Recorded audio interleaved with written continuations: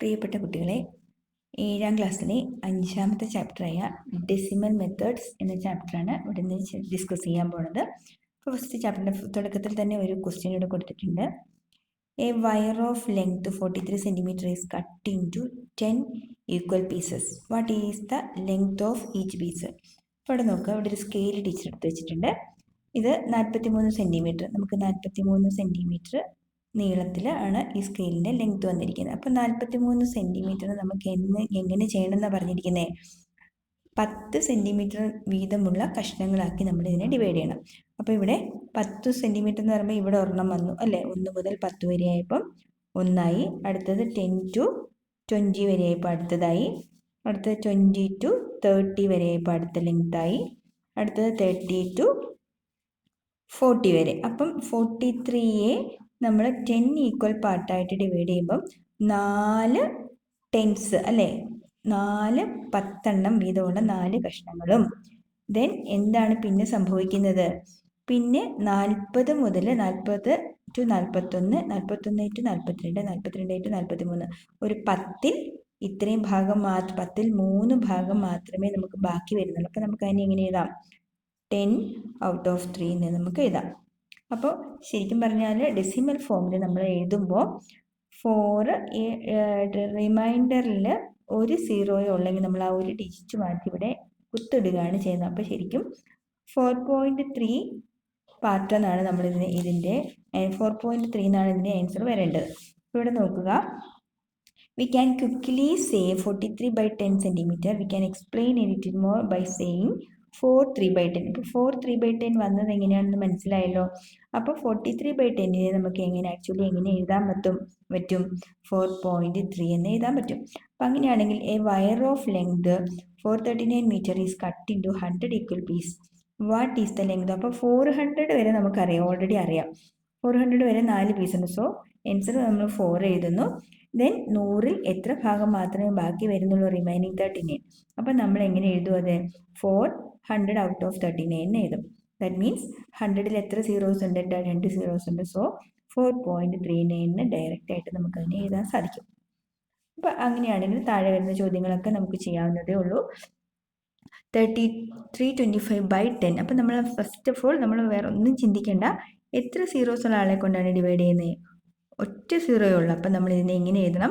നമ്മുടെ ആൻസറിലും എന്ത് കാണാവുള്ളൂ? പോയിന്റിന് ശേഷം ഒരാളെ ഉണ്ടാവാൻ പാടുള്ളൂ. ഇവിടെ പോയിന്റിന് ശേഷം 325 ഡിവൈഡ് ബൈ 100 ആണ്.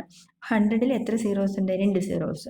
അപ്പം നമ്മുടെ ആൻസറിൽ പോയിന്റിന് ശേഷം 2 അത്രയും സീറോസിനുള്ള ആൾക്കാർ പോയിന്റിന് ശേഷം ഉണ്ടാണ്. അതാണ് ഈസി മെത്തേഡ്. അപ്പം നിങ്ങൾ അങ്ങനെ ചെയ്താൽ മതി. ഇവിടെ 325 ഡിവൈഡഡ് ബൈ 1000 ആണ്. അപ്പം നമ്മൾ എങ്ങനെ എഴുതണം?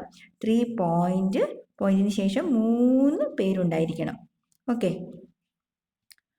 ആകെ സീറോസ് മാത്രമേ ഉള്ളൂ. അപ്പോൾ പോയിന്റിന് ശേഷമുള്ള 5, 2, 3. അപ്പോൾ പോയിന്റിന് ശേഷം 0.325. അപ്പം നമ്മളൊരു ഗുമ്മിന് വേണ്ടി 0 പോയിന്റ് എന്ന് എഴുതാറുണ്ട് കേട്ടോ. 0.325. ക്ലിയർ അല്ലേ? നമുക്ക് പ്രോബ്ലത്തിലോട്ട് പോയാലോ. ഇവിടെ കുറച്ച് എക്സസൈസിൽ കുറച്ച് ക്വസ്റ്റ്യൻസ് കൊടുത്തിട്ടുണ്ട്. 45.6. അപ്പം നമ്മളിതിനെ കൺവേർട്ട് ഇറ്റ് ടു ഫ്രാക്ഷൻ എന്ന് പറഞ്ഞാൽ അറിയാമല്ലോ, ന്യൂമറേറ്ററും ഈ രീതിയിൽ എഴുതുന്നതിനെയാണ് നമ്മൾ ഫ്രാക്ഷൻ എന്ന് പറയുന്നത്. അപ്പം ഇവിടെ തന്നെ 45.6. ആ പോയിന്റിന് ശേഷം എത്ര നമ്പർ ഉണ്ട്? ഒരേ ഒരാളെ ഉള്ളൂ. അതുകൊണ്ട് നമ്മൾ ഈ നമ്പറിനെ എങ്ങനെ എഴുതണം? 45.6 പോയിന്റ്. നമ്മൾ ഫ്രാക്ഷൻ ആക്കുമ്പോൾ എന്ത് ചെയ്യണം? ഈ പോയിന്റ് അവിടുന്ന് റിമൂവ് ആവണം. അപ്പം 456 ഡിവൈഡഡ് ബൈ എത്ര സീറോ പോയിന്റിന് ശേഷം എത്ര നമ്പർ ഉണ്ട്? ഒരേ ഒരാളെ ഉള്ളതുകൊണ്ട് ഒരു സീറോ ഉള്ള വ്യക്തി ആരാണ്? 10. ഇവിടെ 45.06 എന്നാണെങ്കിൽ നമ്മൾ പോയിന്റ് ഒഴിവാക്കി 4506 ഡിവൈഡഡ് ബൈ പോയിന്റിന് ശേഷം എത്ര പേരുണ്ട്? 2 പേര്. അതുകൊണ്ട് 2 സീറോ ഉള്ള ആളെ കൊണ്ട് ഡിവൈഡ് ചെയ്യാം. ഇത് സെയിം മെത്തേഡ്. ഇത് തന്നെ 4.506 ആണെങ്കിൽ 4506 ഡിവൈഡഡ് ബൈ 1000 എന്നാണ് വരേണ്ടത്. ഇവിടെയാണെങ്കിൽ 45607 ഡിവൈഡഡ് ബൈ പോയിന്റിന് ശേഷം 2 പേരുള്ളത് കൊണ്ട് 2 സീറോ ഉള്ള ആളെ കൊണ്ട് ഡിവൈഡ് ചെയ്യാം. ഇതിവിടെ എഴുതിയേക്കാമേ. പോയിന്റിന് ശേഷം 2 സീറോ ഉള്ളത് കൊണ്ട് 4567 ഡിവൈഡഡ് ബൈ 100. ക്ലിയർ അല്ലേ കുട്ടികളെ? അടുത്തത് ഡെസിമൽ നമ്പേഴ്സിൻ്റെ മൾട്ടിപ്ലിക്കേഷനാണ് നമ്മുടെ ടോപ്പിക്ക്. അപ്പോൾ ഇവിടെ തന്നെ ഒരു ട്രയാങ്കിൾ കൊടുത്തിട്ടുണ്ട്. ട്രയാങ്കിളിൻ്റെ 3 സൈഡ്സ് കൊടുത്തിട്ടുണ്ട്. 5 മീറ്റർ, 3.26, 4.4 മീറ്റർ. അപ്പോൾ സാധാരണയായിട്ട് നമ്മൾ മൾട്ടിപ്ലിക്കേഷൻ ഇവിടെ നമ്മളുടെ ചോദ്യം what is the perimeter of this triangle. അപ്പോൾ പെരിമീറ്റർ കണ്ടുപിടിക്കാൻ നമ്മളിതെല്ലാം കൂടി എന്ത് ചെയ്താൽ മതി? എഡീഷനാണ് നടത്തേണ്ടത്. അപ്പോൾ ജസ്റ്റ് ഒന്ന് കാണിച്ചിട്ട് പോകാമേ. ഇങ്ങനെ നമ്മൾ ആഡ് ചെയ്യുന്നത് നോക്കിയേ.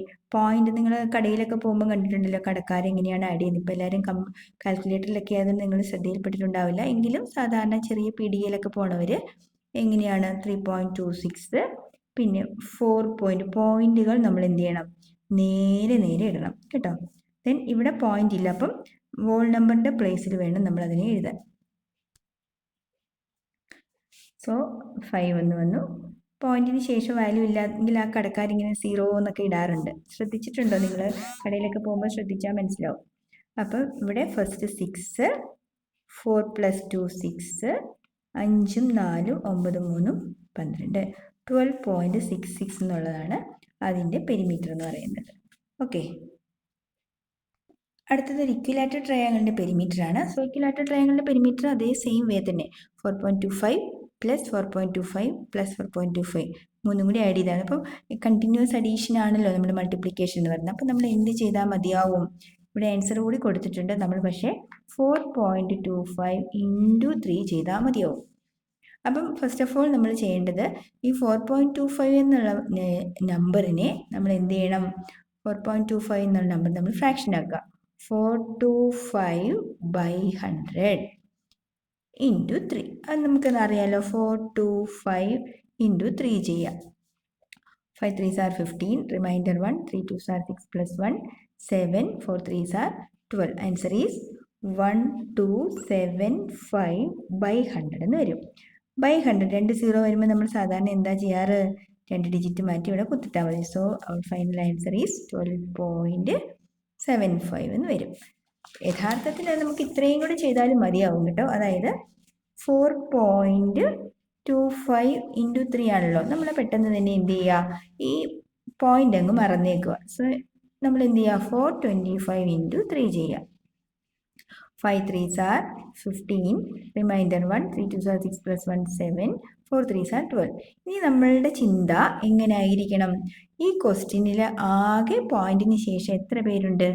ആകെ 2 പേരും ഉണ്ട്. അപ്പം നമ്മുടെ ആൻസറിലും പോയിന്റിന് ശേഷം 2 പേരേ ഉണ്ടാവാൻ പാടുള്ളൂ. അപ്പം ഇങ്ങനെ 2 രീതിയിൽ നമുക്ക് ചെയ്യാം കേട്ടോ. നമ്മൾക്ക് പേജ് നമ്പർ 73 ചില ചോദ്യങ്ങളുണ്ട്, അതൊന്ന് ഡിസ്കസ് ചെയ്യാം. ഫസ്റ്റ് ഓഫ് ഓൾ ഒരു പെൻറ്റഗൺ, റെഗുലർ പെൻറ്റഗൺ കൊടുത്തിട്ടുണ്ട്. എന്താണ് കുട്ടികളെ റെഗുലർ എന്താണ് റെഗുലർ എന്നുള്ള വാക്കിന്റെ അർത്ഥം? റെഗുലർ എന്ന് വെച്ചാൽ ഓൾ സൈഡ്സ് ഈക്വൽ ആയിരിക്കും. അപ്പോൾ ഈ പെൻറ്റഗണിന്റെ perimeter, what is the perimeter of this pentagon? അപ്പോൾ നമ്മൾ എന്ത് ചെയ്താൽ മതി? 2.35 5 പ്രാവശ്യം ആഡ് ചെയ്യണം. 2.35 5 പ്രാവശ്യം ആഡ് ചെയ്യുന്നതിന് പകരം എന്ത് ചെയ്താൽ മതി? നമ്മൾ ചെയ്യേണ്ടത് 2.35 × 5 ചെയ്യണം. അപ്പം ടീച്ചറുടെ 2 മെത്തേഡിലും ടീച്ചർ പറയാം. ഫസ്റ്റ് നമ്മൾ എന്ത് ചെയ്യുന്നു? 235/100 × 5 ചെയ്യുന്നു. അതാണ് ഒരു മെത്തേഡ്. അപ്പം 235 × 5, 5 5s are 25, remainder 2, 5 3s are 15 + 2, 17, 5 2s are 10 + 1, 11. Answer is 1175/100 ഉണ്ടല്ലോ. നമ്മൾ 100 കൊടുത്തു. 2 0 ഉള്ളത് കൊണ്ട് നമ്മുടെ ആൻസറിൽ എന്ത് ചെയ്യണം? പോയിന്റിന് ശേഷം 2 പേര് ഉണ്ടാവാൻ പാടുള്ളൂ. നമ്മൾ ഡയറക്റ്റ് ആയിട്ട് നമ്മൾ എങ്ങനെ ചെയ്യാമെന്നാ പറഞ്ഞത്? 2.35 × 5 ആണെങ്കിൽ നമ്മൾ എന്ത് ചെയ്യുന്നു? ഫസ്റ്റ് ഓഫ് ഓൾ പോയിന്റ് ഒഴിവാക്കി 235 × 5 ചെയ്യുന്നു. അപ്പം നമുക്ക് ആൻസർ എത്ര കിട്ടി? 1175. ഇനി നമ്മൾ നോക്കേണ്ടത് നമ്മുടെ ക്വസ്റ്റ്യനിൽ പോയിന്റിന് ശേഷം എത്ര പേരുണ്ടായിരുന്നു? 2 പേര്. നമ്മുടെ ആൻസറിലും 2 പേര്. ഓക്കെ അല്ലേ? രണ്ടാമത്തെ ചോദ്യം, A kid need 1.45 meters of cloth for a shuttle. How many meters of cloth is needed for 4 shuttle? ഒരു ഷർട്ട് തയ്ക്കാൻ 1.45 നീളമുള്ള തുണി വേണം. അങ്ങനെയാണെങ്കിൽ അതേപോലെയുള്ള 4 ഷർട്ട് തയ്ക്കണം. അപ്പം നമ്മൾ എന്ത് ചെയ്യണം? Shirt needed for A cloth എന്ന് പറയുന്നത് 1.45 meter. Cloth needed for 4 such shirt എന്നുള്ളത് എന്ത് വരും? 1.45 ഇൻറ്റു 4. നമ്മൾ എന്ത് ചെയ്യുക? മൾട്ടിപ്ലൈ ചെയ്തപ്പോൾ നമുക്ക് 580 എന്ന് കിട്ടി. നമ്മൾ പോയിന്റ് ഒഴിവാക്കിയാണ് മൾട്ടിപ്ലൈ ചെയ്തത്. അതിനുശേഷം പോയിന്റിന് ശേഷം 2 പേരുണ്ടായിരുന്നത് ആൻസറിലും. സോ നമുക്ക് ആൻസർ എത്ര കിട്ടി? 5.80 മീറ്റർ. ഓക്കെ, അതേപോലെ തന്നെ ഒരു ഷർട്ടിന് വേണ്ട തുണി ഇത്രയുമാണ്. 4 ഷർട്ട് തയ്ക്കാൻ 1.45 ഇൻറ്റു 4. നമുക്ക് എത്ര കിട്ടി?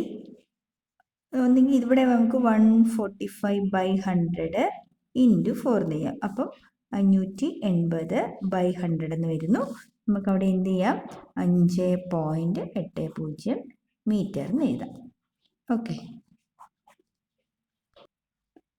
തേർഡ് ക്വസ്റ്റ്യൻ ഇതാണ്. A bag hold 4.75 kilogram of rice. How much rice can 8 such bag hold? ഒരു സഞ്ചിയിൽ 4.75 കിലോഗ്രാം അരിവുള്ളൂ. അത്തരം 8 സഞ്ചിയിൽ എത്രമാത്രം അരിവുള്ളൂ? എന്താണ് ക്വാണ്ടിറ്റി ഓഫ് റൈസ് എന്ന് പറയുന്നത്? 4.75. ക്വാണ്ടിറ്റി ഓഫ് 8 സച്ച് ബാഗ് എന്ന് പറഞ്ഞാൽ 4.75 ഇൻറ്റു 8. That means 38 kilogram. ഒരു സഞ്ചിയിൽ കൊള്ളുന്ന അരിയുടെ അളവ് 4.75. അത്തരം 8 സഞ്ചിയിൽ കൊള്ളുന്ന അരിയുടെ അളവ് കണ്ടുപിടിക്കാൻ 4.75 ഇൻറ്റു 8 ചെയ്താൽ മതിയോ? സാധാരണ പോലെ മൾട്ടിപ്ലൈ ചെയ്യുന്നു. ആൻസർ 3800 എന്ന് കിട്ടുന്നു. പോയിന്റിന് ശേഷം 2 പേരുള്ളതുകൊണ്ട് 2 സ്ഥാനം ബാക്കിലേക്ക് മാറ്റി കൊടുത്തിരുന്നു. Okay, fourth question. Listen, fourth question. A vessel full of oil was used to fill in 6 bottles. Each bottle hold 0.75 liter. How much oil was there in the vessel? ഒരു വെസലിനകത്ത് ഓയിൽ മുഴുവനായിട്ട് നമ്മൾ 6 ബോട്ടിലേക്ക് ഒഴിക്കുന്നു. ഒരു ബോട്ടിലിൽ 0.75 ലിറ്റർ മാത്രമാണ് കൊള്ളുന്നത്. അങ്ങനെയാണെങ്കിൽ ആ വെസലിൽ ആകെ എത്ര ഓയിൽ ഉണ്ടായിരുന്നു? ഇവിടെ കപ്പാസിറ്റി ഓഫ് 1 ബോട്ടിൽ എന്ന് പറയുന്നത്